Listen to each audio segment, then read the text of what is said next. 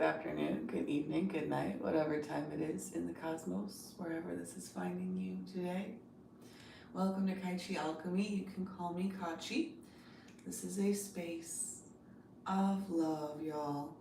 Welcome or welcome back. For anybody who is not new here, you may know a little bit of something about this, but last night I sat down for a moment and I woke up at 7 in the morning the next day. I did not intend to go to sleep. I did not get ready for bed. My phone is plugged in right now. That's why we're at this funky angle. And so I think that it is absolutely a sign and a signal that it is time to put the comfy comforter back into my closet so that I am no longer seduced by the opportunity to spend 24 hours, 7 days a week, huddled in a literal cocoon of comfy warmness. And I think that was, very appropriate during Cancer season, but isn't that appropriate? I believe today is the beginning of that cusp, of that switch around. And so today I think the message is to fold up the comforter and to put it away.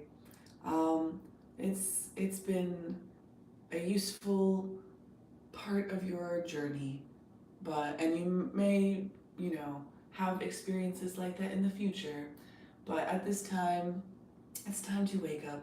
It's time to, for the sun to rise, in a metaphorical sense, and also, today we're going to be reading a chapter from The Ringing Cedars of Russia, and this is chapter 30, Dawn in Russia. That's 3 and 0, that's the Empress and the Fool.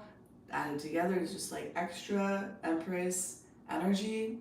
So it's dawn, it's Empress, it's like creation. It's like something sparking to life. Good morning. Hi. Okay. So there may be some messages specific to the chapter for you. Take what resonates and leave the rest. But I just found that very interesting that we were talking about the sun, the dawn, switching over into Leo season, folding up your comforter and putting it away in your closet and focusing on, what is burgeoning growth in your life that needs your attention, that needs your energy, and it's time for that right now. Hello, good morning. Yeah, I'm not Moroccan. I am Cuban and Irish and German and other things. I mean, as far as I know, I don't necessarily trust all that stuff since we don't really keep record of our family lines within our family. We just kind of trust government records and DNA testing and stuff, which is reasonable-ish. I would like to have a little more depth there. That is, funny enough, something we kind of talk about in this series. Oh, lovely. Good luck with that. That sounds exciting. Okay, so we've got chapter 30, Dawn in Russia. 4:22 on the clock. What is that? Empress and Emperor. It's like when those two creatures come together, they create new life, they create new business, a new home, a new garden, a new family, a new human, a new something that, is can only be the sum, is more than the sum of its parts. 1 + 1 = 3.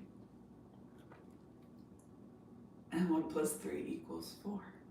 Okay, enough of all of that. Again, take what resonates and leave the rest.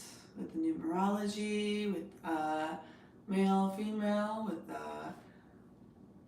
books, the art, the whatever we're getting into, you know? When's your birthday? I'd be curious to know.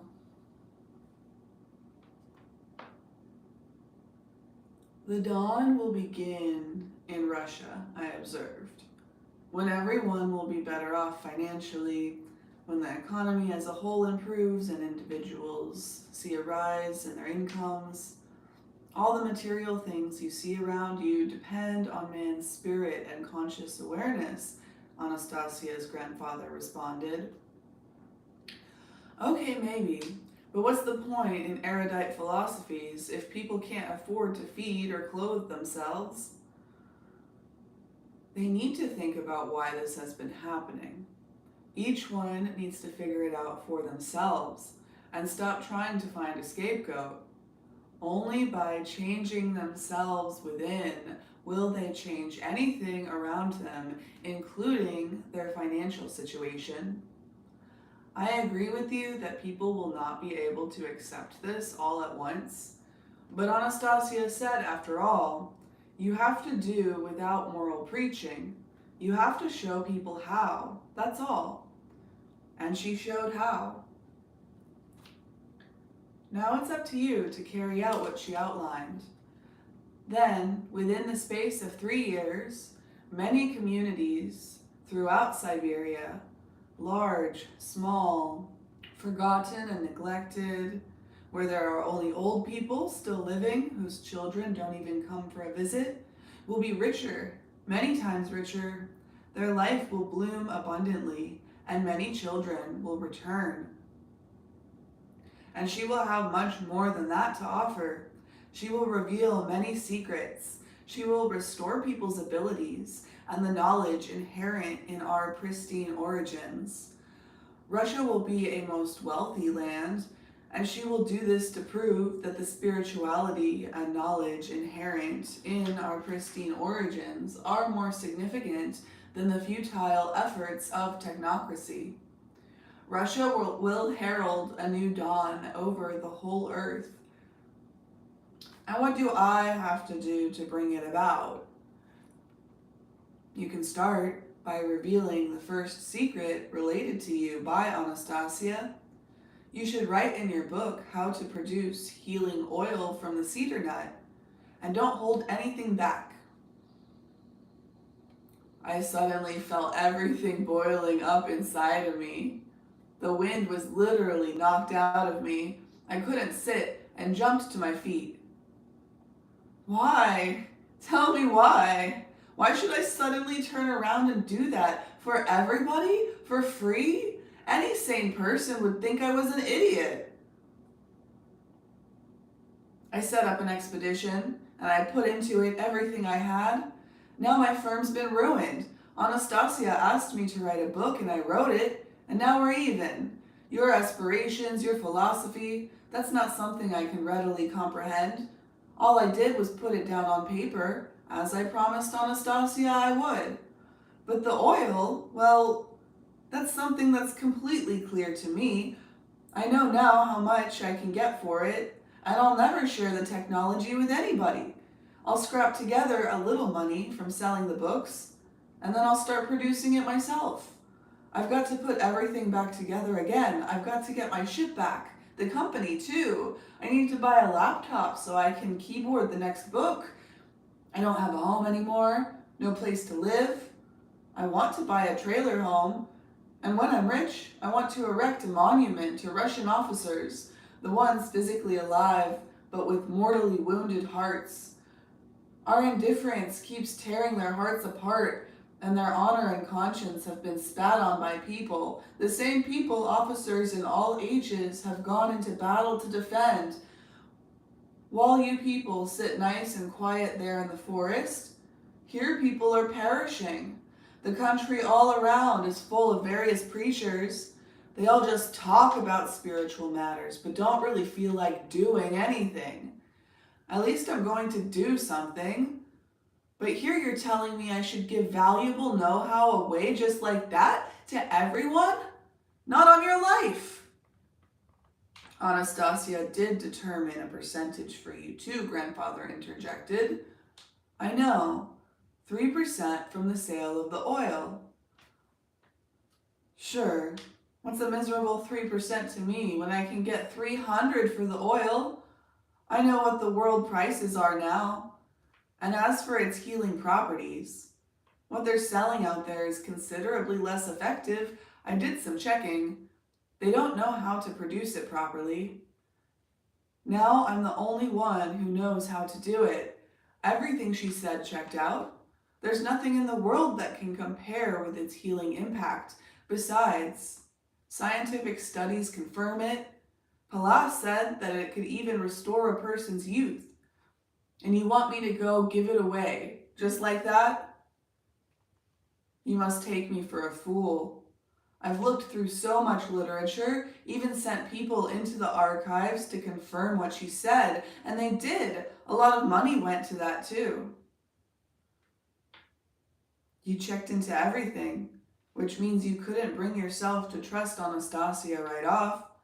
That lack of trust is what cost you the time and the money. Yes, I did do the checking. I had to, you see, but now I'm not going to be a sucker anymore. You talk about a dawn for everyone.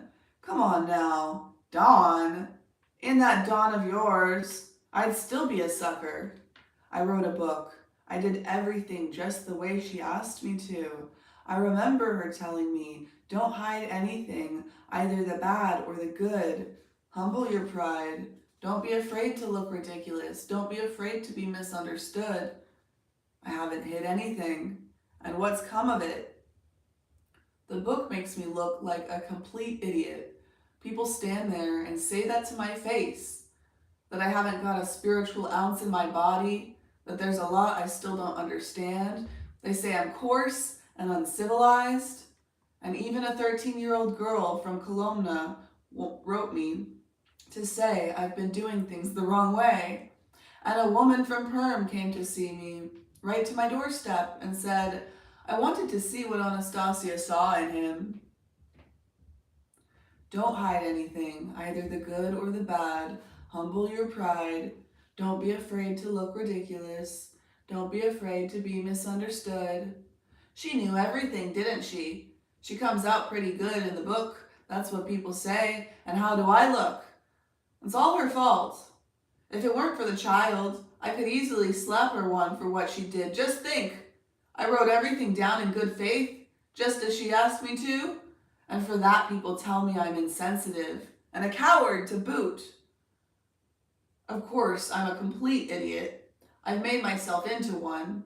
I obeyed her. I've written all that about myself. And now I'll never live it down the rest of my days. And after I'm gone, they'll still make fun of me. The book's got a life of its own, as it's turned out. It'll outlive me. And even if I stop printing it, what difference will it make? The underground press is already grinding out more copies. They're trying to run it off on photocopy machines. All at once I stopped short and looked at the old man. A little tear could be seen slowly making its way down his cheek. I sat down beside him. He was still silently looking at the ground. Then he spoke. You see, Vladimir, my granddaughter, Nastenka, is capable of foreseeing a lot. It's not that she wanted anything for herself. She didn't want fame, didn't want money. By taking part of the fame upon herself, she put herself in danger, but she saved you. And the fact that you come out the way you do in the book, well, that's her doing. You're right about that. But that was not to humiliate you. That's how she was able to save you. By taking upon herself a whole mass of dark forces, all by herself.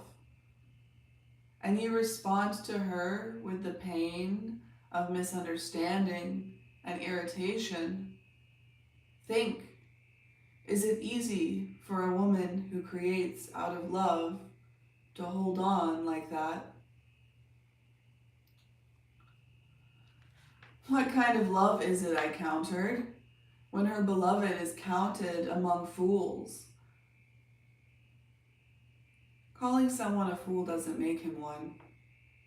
A fool is one who mistakes flattering words for the truth. Think for a moment of how you would like to be seen by others. As a figure exalted above all, as a brilliant intellect. And you could have made yourself a reputation like that with your first book. But then, pride and selfishness would have destroyed you.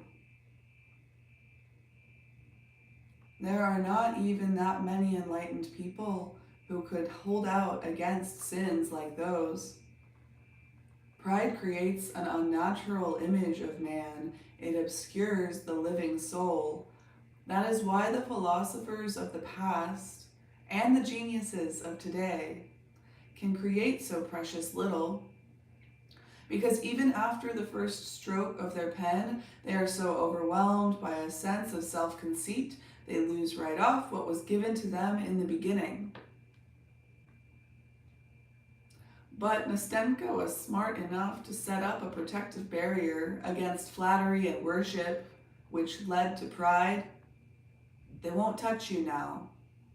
She is saving you from a multitude of ills and is protecting your spirit and your flesh. You will write 9 books straight from your heart. The earth will be radiant with its space of love. And then, once you have dotted the final I in the 9th book, you will be able to understand who you are. Come on, isn't it possible to tell who I am right now? Who you are right now, that's pretty obvious. You are who you are at the moment. You are who you feel yourself to be. Whoever you will become, only Anastasia possibly knows. And she will wait, living each moment by love. The fact that people sitting in their comfortable apartments call you a coward, that's nothing. You should take it with a grain of salt. And suggest they try heading off into the taiga for 3 days with no gear. Let them try sleeping with a bear in a cave. To get the full sensation, let them take a mentally deranged girl along. After all, wasn't that how Anastasia seemed to you at first? More or less. Let any man who accuses you try sleeping with his mentally deranged companion out there in the backwoods where they can hear the wolves howling. Could he really do that? What do you think? The old fellow asked slyly. And no sooner had I pictured to myself the scenario he described than I burst out in a hearty laugh, and the two of us had a good laugh together. Then I asked him, "Can Anastasia hear what we've been saying?" "She will learn about all your deeds." "Then tell her not to worry. I shall explain to everyone how to extract healing oil from cedar nuts." "Fine, I'll tell her," the old man promised. "But do you remember everything Anastasia told you about the process?" "Yes, I think I do." "Right. Tell it to me." Chapter 31 is titled How to Produce Healing Cedar Oil. Thank you so much for being here today. Thank you for co-creating community with us. Thank you for all of the engagement and the likes and the views and the shares and the subscribes and the comments and all of the things. Thank you, thank you. I will see y'all next time. Love, light, peace, and personal responsibility. Have a beautiful day.